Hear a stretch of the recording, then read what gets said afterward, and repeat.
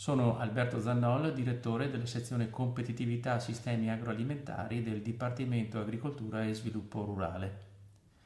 La misura 5 del PSR ha la finalità di sostenere il ripristino del capitale fondiario danneggiato da eventi catastrofici, calamità naturali, avversità atmosferiche o altri eventi che comportano una riduzione delle potenzialità produttive dell'impresa agricola.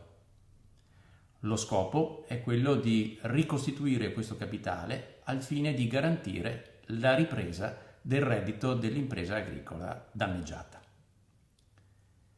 La misura si attua attraverso l'intervento 521, che prevede un contributo pari al 50% della spesa ammessa per il ripristino di fabbricati, serre, impianti arborei o capitali di scorta che sono stati danneggiati dall'evento avverso.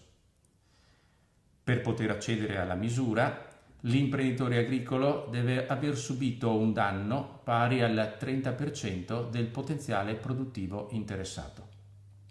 Per accedere agli aiuti consultate i bandi che verranno pubblicati sul bollettino ufficiale della Regione Veneto.